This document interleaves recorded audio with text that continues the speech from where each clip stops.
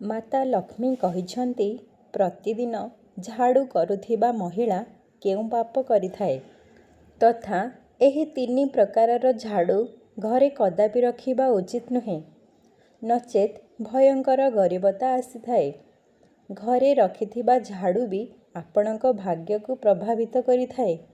ସାଙ୍ଗମାନେ, ଝାଡ଼ୁକୁ ମା ଲକ୍ଷ୍ମୀଙ୍କର ପ୍ରତୀକ ବୋଲି ମନାଯାଇଛି। ଝାଡ଼ୁକୁ ଭଲ ଭାବରେ ବ୍ୟବହାର କରିବା ଦ୍ୱାରା ବ୍ୟକ୍ତି ମାଲାମାଲ ହୋଇଯାଇଥାଏ ଏବଂ ଭୁଲ ବ୍ୟବହାର କରିବା ଦ୍ୱାରା ବ୍ୟକ୍ତି କାଙ୍ଗାଳ ହୋଇଯାଇଥାଏ। ଆମ ହିନ୍ଦୁ ଧର୍ମଶାସ୍ତ୍ରରେ ଝାଡ଼ୁକୁ ନେଇ ବହୁ ଶୁଭ ଓ ଅଶୁଭ କଥାମାନ କୁହାଯାଇଛି। ଝାଡ଼ୁକୁ ଭୁଲ ଢଙ୍ଗ ଓ ଦିଗରେ ରଖିବା ଦ୍ୱାରା ମା ଲକ୍ଷ୍ମୀଙ୍କ ପରିବର୍ତ୍ତେ ତାଙ୍କ ଭଉଣୀ ମା ଅଲକ୍ଷ୍ମୀ ଆସିଯାଇଥାନ୍ତି, ଯାହାଦ୍ୱାରା ବ୍ୟକ୍ତି କେବଳ ଅସୁବିଧାର ସାମ୍ନାମାନ କରିଥାଏ। ସାଙ୍ଗମାନେ, ଚାଲନ୍ତୁ ଆଜିର କଥା ଆରମ୍ଭ କରିବା। ଗୋଟିଏ ସହରରେ ଜଣେ ଧନୀ ସେଠ ତାଙ୍କ ପତ୍ନୀଙ୍କ ସହ ରହୁଥିଲେ। ସେ ଭଗବାନ ବିଷ୍ଣୁଙ୍କର ଜଣେ ପରମ ଭକ୍ତ ଥିଲେ। ସେ ପ୍ରତିଦିନ ସକାଳୁ ଉଠି ପୂଜାପାଠ ସାରି ମା ତୁଳସୀଙ୍କୁ ଜଳ ଅର୍ପଣ କରୁଥିଲେ। ତାଙ୍କ ପତ୍ନୀ ଅତ୍ୟନ୍ତ ବିନମ୍ର, ଦୟାଳୁ ଓ ଧର୍ମପରାୟଣ ଥିଲେ। ଦୁହିଁଙ୍କ ଜୀବନ ବହୁ ସୁଖରେ ବ୍ୟତୀତ ହେଉଥିଲା, କିନ୍ତୁ ସନ୍ତାନ ଅଭାବ ଯୋଗୁଁ ସେମାନେ ଟିକେ ଦୁଃଖୀ ରହୁଥିଲେ। ଭଗବାନଙ୍କର ବହୁତ ପ୍ରାର୍ଥନା ଓ ପୂଜା ପରେ ତାଙ୍କ ଘରେ ଗୋଟିଏ ସୁନ୍ଦର କନ୍ୟା ସନ୍ତାନଟିଏ ଜନ୍ମ ହେଲା। ଦୁହେଁ ପତି ପତ୍ନୀ ଝିଅଟିର ଭଲ ଭାବରେ ଲାଳନ ପାଳନ କରି ବଡ଼ କଲେ, କିନ୍ତୁ ଏହାର ବିପରୀତ ପ୍ରଭାବ ଝିଅଟି ଉପରେ ପଡ଼ୁଥିଲା। ଝିଅଟି ବାପା ମାଙ୍କର ଅତ୍ୟନ୍ତ ପ୍ରିୟ ହୋଇ ବିଗିଡ଼ି ଯାଇଥିଲା। ସେ ଝିଅର ନାମ ସୁନୀତା ଥିଲା। ଝିଅଟି ନିଜ ସୁନ୍ଦର ଚାନ୍ଦ ଭଳି ଚେହେରାକୁ ଧରି ବଡ଼ ହେବାକୁ ଲାଗିଲା। ତାର ସ୍ୱଭାବ ଆଳସୀ, ଗର୍ବୀ, ନିଷ୍ଠୁର ଓ ଅଭିମାନୀ ଥିଲା। ସେ ଅପଶବ୍ଦ କହି ସମସ୍ତଙ୍କୁ ଅପମାନିତ କରୁଥାଏ ଏବଂ ସ୍ୱଚ୍ଛତାକୁ ବହୁତ ଘୃଣା କରୁଥିଲା। ସେ ତା ଜୀବନରେ ଝାଡ଼ୁକୁ କେବେ ଛୁଇଁ ନଥିଲା। ସମୟ ବଢ଼ିବା ସହିତ ତାର ଜିଦ୍ଦି ମଧ୍ୟ ବଢ଼ି ବଢ଼ି ଚାଲିଲା। ତାର ବାପା ମା ସୁନୀତାକୁ 17 ବର୍ଷ ବୟସରେ ବିବାହ କରାଇଦେବା ପାଇଁ ଚିନ୍ତା କଲେ, କାରଣ ତାର ଖରାପ ବ୍ୟବହାରରେ ସୁଧାର ଆସିବା ପାଇଁ। ଯେତେବେଳେ ସେଠ ସୁନୀତା ପାଇଁ ଧନୀ ଧନୀ ପୁଅଙ୍କର ବିବାହ ପ୍ରସ୍ତାବ ଆଣନ୍ତି, ସୁନୀତା ତାଙ୍କୁ ଅପମାନିତ କରି ଘଉଡ଼ାଇ ଦିଏ। ତାର ଏହିଭଳି ବ୍ୟବହାର ଦ୍ୱାରା ସୁନୀତାକୁ ତା ଗାଁର କେହି ପସନ୍ଦ କରୁନଥିଲେ। ଏହି କାରଣ ପାଇଁ ସେଠ ଓ ତାଙ୍କ ପତ୍ନୀ ବହୁ ଚିନ୍ତାରେ ରହୁଥିଲେ। ପୁଣି ଗୋଟିଏ ଦିନର କଥା ଅଟେ। ସୁନୀତାର ନଜର ବନରେ ରହୁଥିବା ଗୋଟିଏ ଗରିବ ଯବାନ ବ୍ରାହ୍ମଣ ଉପରେ ପଡ଼ିଲା, ଯାହାର ନାମ ଶିବାଂଶ ଥିଲା। ସେ ସ୍ୱଭାବରେ ଶାନ୍ତ ଓ ବୁଦ୍ଧିମାନ ଥିଲା। ସେ ସମସ୍ତ ଶାସ୍ତ୍ରରେ ପାରଙ୍ଗମ ଥିଲା। ସେ ସକାଳୁ ଉଠି ଭଗବାନଙ୍କର ନିତ୍ୟ ପୂଜା ସହ ମା ତୁଳସୀଙ୍କୁ ପାଣି ଅର୍ପଣ କରୁଥାଏ। ପୁଣି ଗାଁ ଶିବ ମନ୍ଦିର ଯାଇ ପୁରା ଭକ୍ତିଭାବ ସହିତ ଭଗବାନ ଶିବଙ୍କର ପୂଜାର୍ଚ୍ଚନା କରୁଥିଲା।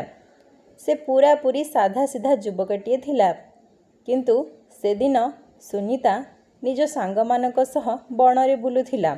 କିନ୍ତୁ ତାର ନଜର ସେ ସରଳ ଓ ସୁନ୍ଦର ଶିବାଂଶ ଉପରେ ପଡ଼ିବାରୁ ସେ ତାର ପ୍ରେମରେ ପଡ଼ିଗଲା ଓ ସୁନୀତା ସେଠୁ ଆସି ନିଜ ବାପାଙ୍କୁ କହିଲା, ବାପା, ଆପଣ ମୋ ପାଇଁ ବହୁତ ବର ଦେଖିଛନ୍ତି, କିନ୍ତୁ ମୁଁ ସେ ଗରିବ ବ୍ରାହ୍ମଣ ଯବାନକୁ ପସନ୍ଦ କରୁଛି। ଆପଣ ମୋର ବିବାହ ତା ସହ କରାଇ ଦିଅନ୍ତୁ, ଯିଏ ବନରେ ରୁହନ୍ତି। ଏହା ଶୁଣି ପିତା ଆଶ୍ଚର୍ଯ୍ୟ ହୋଇଗଲେ, କିନ୍ତୁ ଝିଅର ଇଚ୍ଛା ଆଗରେ ହାର ମାନି ଝିଅର ବିବାହ ସେହି ପୁଅ ଶିବାଂଶ ସହ କରାଇ ଦେଲେ।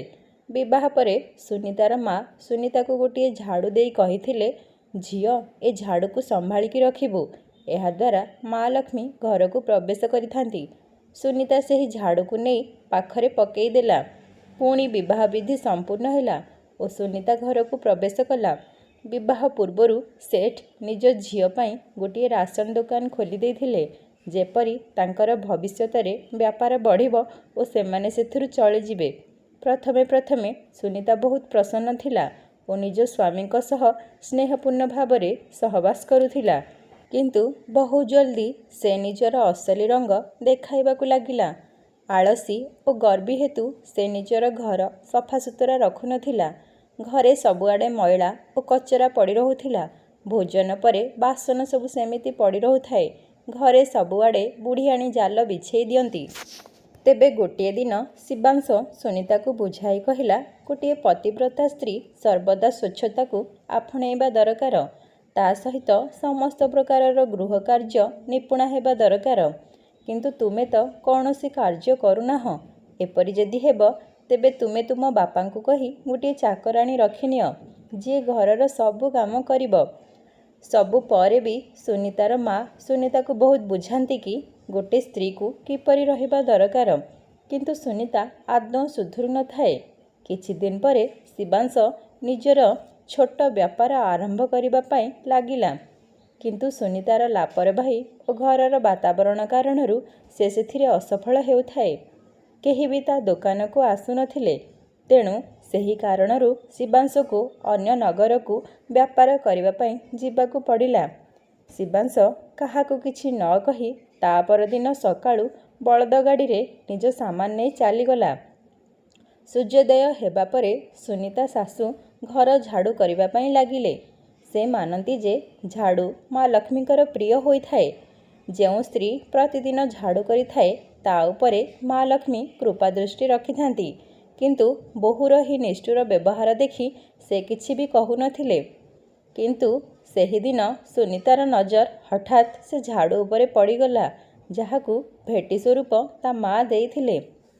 ତେଣୁ ସେ ନିଜ ଶାଶୁଙ୍କୁ କହିଲେ, ଆରେ ମା, ଆପଣ ତ ସେହି ଗରିବକୁ ଗରିବ ହୋଇ ରହିଯିବେ। କାରଣ ଆପଣ ଏହି ମହଲ ପରି ଘରେ ଭଙ୍ଗା ଛିଣ୍ଡା ଝାଡ଼ୁ ଧରି ବୁଲୁଛନ୍ତି। ନୂଆ ଝାଡ଼ୁ ବ୍ୟବହାର କରନ୍ତୁ। ଏହି ପୁରୁଣା ଝାଡ଼ୁ ଫୋପଡ଼ାଇ ଦିଅନ୍ତୁ। ଶାଶୁ ବୋହୂର କେବଳ କଥା ଶୁଣୁଥାଏ, କିଛି ବି କହୁନଥାଏ। ତା ପରଦିନ ସୁନିତା ଘରକୁ ତାର କିଛି ସାଙ୍ଗ ଆସିଥିଲେ। ସୁନିତା ସେମାନଙ୍କ ସହ ବସି ହସ ମଜା କରୁଥିଲା। ସେହି ସମୟରେ ସୁନିତାର ଶାଶୁ ସେହି ପୁରୁଣା ଝାଡ଼ୁ ଆଣି ଘର ଝାଡ଼ୁ କରୁଥିଲେ। ସୁନିତା ଏହା ଦେଖି ରାଗରେ ଜଳିଗଲା। ସଙ୍ଗେ ସଙ୍ଗେ ଝାଡ଼ୁକୁ ଛଡ଼େଇ ନେଇ ବାହାରେ ଫୋପାଡ଼ି ଦେଇ କହିଲା, ଆରେ ବୁଢ଼ୀ, ତୁ ମୋ ସାଙ୍ଗମାନଙ୍କ ସାମ୍ନାରେ ମୋର ଅପମାନ କରୁଛୁ। ତୋତେ କହିଥିଲି ମୋ ବାପା କ'ଣ ତୋତେ ଏହି ଘରେ ରଖିବା ପାଇଁ କହିଲେ? ତୁ ତ ମୋ କଥାକୁ ଖାତିର କରୁନୁ। ଏହି ଘରେ ଯଦି ରହିବାର ଅଛି, ତେବେ ମୋ କଥା ମାନିବାକୁ ପଡ଼ିବ। ଅନ୍ୟଥା ନିଜ ରାସ୍ତା ନିଜେ ଦେଖିନିଅ। ନିଜ ବୋହୂର ଏହିପରି କଥା ଶୁଣି ଶାଶୁ ନିଜ ପୁରୁଣା ସାମାନ ଓ ବ୍ୟାଗ୍ ଧରି ନିଜ ପତିଙ୍କ ସହିତ ପୁରୁଣା ଘରକୁ ଚାଲିଗଲା। ତାଙ୍କୁ ନିଜ ବୋହୂର ଏପରି ଅପମାନ ସହ୍ୟ ହେଉନଥିଲା। ଯେତେବେଳେ ତାଙ୍କ ଘରକୁ ସନ୍ଧ୍ୟାରେ କିଛି ଅତିଥି ଆସିଲେ ଏବଂ ସେ ଭୋଜନ ପ୍ରସ୍ତୁତ କରି ଅତିଥିଙ୍କୁ ପରସିଲା। ଏବେ ଯେବେ ସୁନିତାର ଭୋଜନ ପାଳି ଆସିଲା, ସେତେବେଳକୁ ଖାଦ୍ୟ ସମାପ୍ତ ହୋଇଯାଇଥିଲା। ଆଜି ପ୍ରଥମ ଥର ପାଇଁ ସୁନିତାକୁ ଭୋକ ଉପାସରେ ଶୋଇବା ପାଇଁ ପଡ଼ିଲା। ପୁଣି ପରଦିନ ସକାଳୁ ସୁନିତା ଘରର ମଇଳା ସଫା କରିବା ପାଇଁ ଝାଡ଼ୁ ଲଗାଇଲା। ପୁଣି କାମ ସରିବା ପରେ ଝାଡ଼ୁକୁ ଘରର ଗୋଟିଏ କୋଣରେ ଫୋପାଡ଼ି ଦେଲା ଏବଂ ଗୋଇଠା ମାରି ଝାଡ଼ୁକୁ ଆଲମାରି ତଳକୁ ଠେଲିଦେଲା। ସେ କେବେ ଝାଡ଼ୁକୁ ଠିଆ କରି ରଖୁଥାଏ ତ କେବେ ଓଲଟାଇ ରଖୁଥାଏ। ସେ ସବୁବେଳେ ସନ୍ଧ୍ୟା ପରେ ଝାଡ଼ୁ କରେ ଓ ଘରର କଚରା ବାହାରକୁ ଫୋପାଡ଼େ। କିନ୍ତୁ ଏହି ସବୁକୁ ଶାସ୍ତ୍ର ଅନୁସାରେ ମା ଲକ୍ଷ୍ମୀଙ୍କର ଅପମାନ ବୋଲି ମନାଯାଇଛି। କିନ୍ତୁ ସୁନିତାକୁ ଏହାର ଜ୍ଞାନ ନଥିଲା। ସେ ଏହାକୁ କେବଳ ସାଧାରଣ କାମ ବୋଲି ଭାବି ନେଉଥାଏ। ସେ ପୁଣି ପରଦିନ ସକାଳେ ସ୍ନାନ କରି ଭୋଜନ ପ୍ରସ୍ତୁତ କରି ଅତିଥିଙ୍କୁ ପରସିଲା। କିନ୍ତୁ ଆଜି ମଧ୍ୟ ନିଜ ପାଇଁ ଭୋଜନ ବଞ୍ଚିନଥିଲା। ସେ ଆଶ୍ଚର୍ଯ୍ୟ ହୋଇଗଲା, ଆରେ ମୁଁ ତ କାଲିଠାରୁ କେତେ ଗୁଣା ଅଧିକ ଭୋଜନ ପ୍ରସ୍ତୁତ କରିଥିଲି, ତଥାପି ମୋତେ ଭୋକିଲା ରହିବା ପାଇଁ ପଡ଼ିଲା। ପୁଣି ନିଜ ପାଇଁ ଖାଦ୍ୟ ପ୍ରସ୍ତୁତ କରି ଖାଇଲା। ପୁଣି ପରଦିନ ସକାଳେ ସୁନିତା ଘର ଝାଡ଼ୁ କରି ପାଦରେ ଲଗାଇ କବାଟ ପଛପଟେ ଠିଆ କରି ରଖିଦେଲା। ଏମିତି କେତେ ଦିନ ଏହିପରି ଭାବରେ ବିତିଗଲା। ସୁନିତାର ଅଜାଣତରେ ଘରେ ନକାରାତ୍ମକତା ବଢ଼ି ବଢ଼ି ଚାଲିଲା। ସୁନିତା ଘରେ ଏକାକୀ କାରଣରୁ ତାକୁ ପ୍ରତିଦିନ କେହି ନା କେହି ଅତିଥି ଦେଖା କରିବା ପାଇଁ ଆସନ୍ତି। ସେ ସେମାନଙ୍କ ପାଇଁ ପୂର୍ବଠାରୁ ଅଧିକ ଖାଦ୍ୟ ପ୍ରସ୍ତୁତ କରିଥାଏ। ତଥାପି ଖାଦ୍ୟ ସମାପ୍ତ ହୋଇଯାଉଥାଏ। ସୁନିତା ପାଖରେ ସବୁ ଥିବା ସତ୍ତ୍ୱେ ତାର ଅବସ୍ଥା ଖରାପ ହେବାକୁ ଲାଗିଥାଏ। କହିବାକୁ ଗଲେ ସେ ଏହି ମହଲର ରାଣୀ ଥିଲା। କିନ୍ତୁ पर्याप्त भोजन न मिलिबा कारणरू से सुखी सुखी कंटा होईगला। किछि दिन परे शिवांश घर को फेरी आसिला। से देखिला घरे तार माता पिता नाहांती। शिवांश पचारिबारु सुनीता कहिला मो साथीरे रहिबा पई सेमानकु भल लागिला नाही, तेणु सेमाने तांकर पुरुणा घर को चली जाइछंती। तेणु एही कारणरू से निज स्त्री सह घर अगणारे झगड़ा करुथिला। तेबे सही समयरे से देखिले गोटिए साधु तांक घर सामनारे हाथ जोड़ी मने मने किछि फुसफुस कही प्रणाम करी सेठारु चालीगले। एपरी प्रतिदिन साधु प्रणाम करी सेही घर आगरु चली जाती। शिवांश ताहा देखि भाबिला साधु काहाकु प्रणाम करुछंती। धीरे धीरे सुनीता कारणरू समस्त धन समाप्त हेबाकु लागिला। सुनीता निज पिताठारु धन आनी पितांकु मध्य कांगाल करि देइथिला। पुणी गोटिए दिन शिवांश मध्य निज स्त्रीर हरकत पाई ताकू छाड़ी निज माता पितांक पाखकु चलीगला। से साधु स्वयं भगवान श्री विष्णु थिले, जी सुनीता को मार्गदर्शन पाई धरित्री को साधुर रूप धरी आसीथिले। कारण सुनीतार माता पिता तांकर खूब पूजा अर्चना करुथिले। सेही भक्तवत्सल प्रभु सुनीतार सहायता करिबा पाई आसीथिले। एबे सुनीता एकाकी होई जाइथिला, किंतु तथापि तार व्यवहार रे कौनसी परिवर्तन आसिला नहीं। से सेमिति आराम रे बंचुथाए। सुनीता पाखरे जेउ अल्प धन थिला से ताकु मध्य उड़ाई देला। ता बापा मध्य त्याकु त्याग करिदेले। सुनीता पूरा कांगाल होई सेही घरे पड़ी रहुथिला। एबे ताकु निज कर्मर गभीर पश्चाताप हेबाकु लागिला। किंतु एबे बहुत डेरी हो जाइथिला। किंतु एबे मध्य साधु सुनीता घर आघरे प्रणाम करी किछि मने मने कही सेठारु चली जाती। एबे सुनीता क्रोधरे बाहर को बाहरी आसी कहिला, आरे पागल साधु, एबे तो मो पाखरे किछि नहीं, सब किछि समाप्त होई गलानी, तुमे काहाकु प्रणाम करुछ?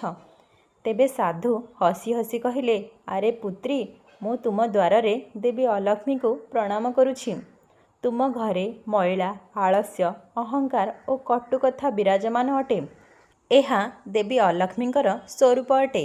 मु तांकर सम्मान करी प्रणाम करुछि, जहाद्वारा से मो घर को कदापि आसंतु नहीं।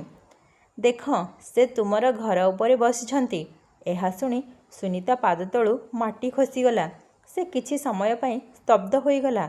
सुनीता निजे बुझी पारिला जे से केते बड़ भूल करिछि। से स्वयं देवी लक्ष्मी को त्याग करी देवी अलक्ष्मी को स्थान देइछि। से कांदी कांदी साधुंक गोड़ तले पड़ी कहिला, हे महात्मा, दयाकरी आपण एहार समाधानर मार्ग मते कुहंतु। दयाकरी आपण मते एहार मार्ग कुहंतु।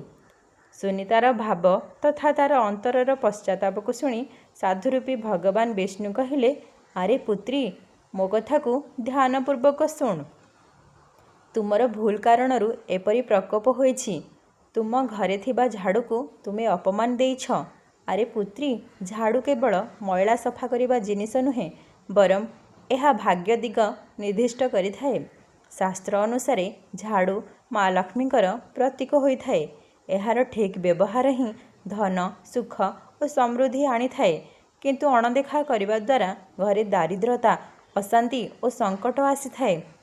एबे मु तुमको झाड़ूर प्रकार विषय रे कहूछि, तथा केउ झाड़ू शुभ होइथाए और केउ झाड़ू अशुभ होइथाए। झाड़ू तीन प्रकारर होइथाए। प्रथम हेउछि प्लास्टिक झाड़ू। एहाकु वर्ज्य मना जाइछि। एहा द्वारा धार्मिक भावना आसी न थाए। द्वितीय हेउछि शिखो झाड़ू। एहाकु सबुठारु उपयुक्त बोली मना जाइछि। एहा देवी लक्ष्मींकर वाहन होइथाए। तृतीय हेउछि फूलर झाड़ू। एहाकु केवल साजसज्जा पाई व्यवहार करा जाइछि। एहा सफेई पाई उपयुक्त नुहे। घरे केवल शिखो झाड़ू व्यवहार करंतु, ताहा पुणी प्राकृतिक हेबा दरकार। हे पुत्री, एहाकु किणिबार शुभ समय तुमर भाग्य निश्चित करिथाए।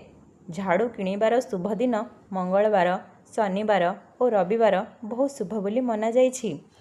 अन्य दिन रे झाड़ू किणिबा अत्यंत अशुभ होइथाए।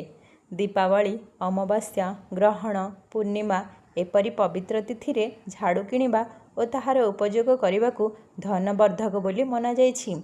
ईशान कोण उत्तर पूर्व ଝାଡ଼ୁ କଦାପି ରଖିବା ଉଚିତ ନୁହେଁ। ଏହା ଦେବସ୍ଥଳ ଅଟେ। ଏହାଦ୍ୱାରା ଭଗବାନ ଅପ୍ରସନ୍ନ ହୁଅନ୍ତି। ଦକ୍ଷିଣ ପଶ୍ଚିମକୁ ଝାଡ଼ୁ ରଖିବାର ସବୁଠାରୁ ଉତ୍ତମ ସ୍ଥାନ ବୋଲି ମନାଯାଇଛି। ଏହା ନେତୃତ୍ୱ ଗୁଣ। ଏହା ଘରର ମୁଖିଆଙ୍କର ଉନ୍ନତିକୁ ଦର୍ଶାଇଥାଏ।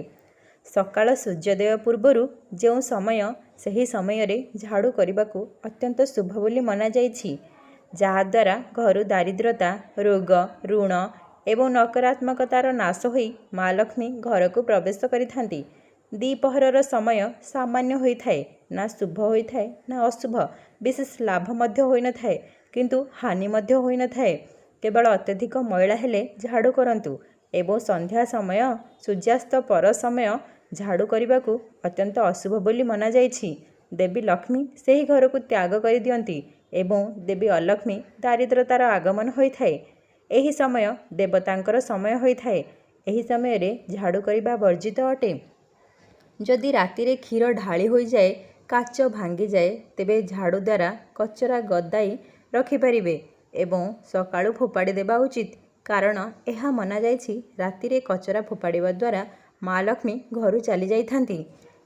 ଝାଡ଼ୁକୁ ଓଲଟା କିମ୍ବା ଠିଆ କରି ରଖିବା ଉଚିତ ନୁହେଁ। ଝାଡ଼ୁକୁ ଗୋଟିଏ କୋଣରେ ଲୁଚାଇକି ରଖିବା ଉଚିତ ହୋଇଥାଏ। ମନେ ରଖନ୍ତୁ, ଘର ଲୋକଙ୍କ ବ୍ୟତୀତ ବାହାର ଲୋକଙ୍କ ନଜର ଝାଡ଼ୁ ଉପରେ ପଡ଼ିବା ଉଚିତ ନୁହେଁ। ହେ ପୁତ୍ରୀ, ଆଉ ଗୋଟିଏ ମହତ୍ତ୍ୱପୂର୍ଣ୍ଣ କଥା ଶୁଣିନିଅ। ଭଙ୍ଗା ଝାଡ଼ୁକୁ କ'ଣ କରିବା ଉଚିତ? ଏହାକୁ ଶନିବାର ଦିନ ନଦୀରେ ପକାଇ ଦେବା ଉଚିତ। ସୁନୀତା କହିଲା, ସାଧୁ ମହାରାଜ, ଆପଣଙ୍କୁ ବହୁତ ବହୁତ ଧନ୍ୟବାଦ, କିନ୍ତୁ ମୁଁ ବହୁତ ଦିନରୁ ଭଲ ଭାବରେ ଖାଦ୍ୟ ଖାଇପାରୁନାହିଁ। ମୁଁ ଅଧିକ ପରିମାଣରେ ଖାଦ୍ୟ ପ୍ରସ୍ତୁତ କରୁଥିଲି, କିନ୍ତୁ ମୁଁ ଭୋଜନ କରିବା ପାଇଁ ବସିବା ବେଳକୁ ଭୋଜନ ସମାପ୍ତ ହୋଇଯାଉଥିଲା। ଏହାର କାରଣ କ'ଣ?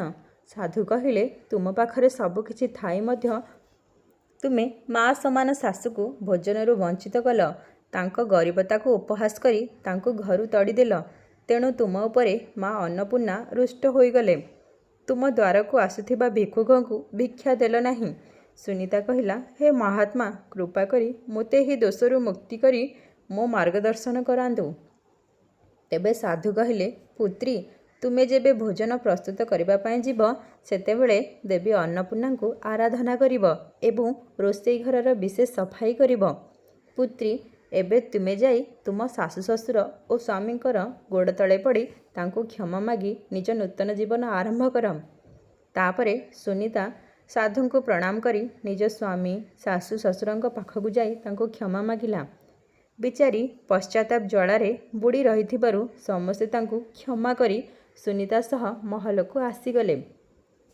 ସୁନୀତା ମହଲକୁ ଆସି ସର୍ବପ୍ରଥମେ ଝାଡ଼ୁକୁ ପ୍ରଣାମ କରି ହଳଦୀ କୁମକୁମରେ ପୂଜା କରି ପୁରା ଘରକୁ ଭଲ ଭାବରେ ସଫା କଲା। ପରେ ରୋଷେଇ ଘରକୁ ଯାଇ ପୁରା ଶ୍ରଦ୍ଧାର ସହ ମା ଅନ୍ନପୂର୍ଣ୍ଣା ଦେବୀଙ୍କୁ ସ୍ମରଣ ଓ ଆରାଧନା କରି ଭୋଜନ ପ୍ରସ୍ତୁତ କଲା। ପୁଣି ସମସ୍ତେ ଆନନ୍ଦର ସହ ଭୋଜନ କଲେ। କିଛି ଦିନରେ ସବୁକିଛି ବଦଳିଗଲା। ସୁନୀତା ପତିବ୍ରତା ଓ ଗୃହ କାର୍ଯ୍ୟରେ ଦକ୍ଷ ହୋଇଗଲା। ପ୍ରତିଦିନ ତୁଳସୀ ମାଙ୍କୁ ଜଳ ଅର୍ପଣ କରି ପୂଜାପାଠ କରୁଥିଲା। ଠିକ୍ ସମୟରେ ଝାଡ଼ୁ ପୋଛା କରୁଥିଲା। ଯିଏ ବି ଏହି କଥାକୁ ପୁରା ଭକ୍ତି ଓ ଶ୍ରଦ୍ଧାର ସହ ଶୁଣିବ ଓ ପଢ଼ିବ ଏବଂ ଏହାକୁ କାମରେ ଲଗାଇବ, ତାର ଘରେ ଦେବୀ ଲକ୍ଷ୍ମୀ ଓ ଅନ୍ନପୂର୍ଣ୍ଣା ମାଙ୍କର ବାସ ହେବ। ଝାଡ଼ୁକୁ ସମ୍ମାନ, ଶ୍ରଦ୍ଧା ଓ ପୂଜାର ଅଂଶୀଦାର କରି ସୁଖ, ଶାନ୍ତି, ସୁଖରେ ଜୀବନଯାପନ କରନ୍ତୁ ଏବଂ ବିନମ୍ରତା ସହିତ ରୁହନ୍ତୁ। ଏହା ହେଉଛି ସତ୍ୟ ସମୃଦ୍ଧିର ରହସ୍ୟ। ଦର୍ଶକ ବନ୍ଧୁ, ଭିଡ଼ିଓଟି ଭଲ ଲାଗିଥିଲେ ଲାଇକ୍ କରିବାକୁ ଭୁଲିବେ ନାହିଁ।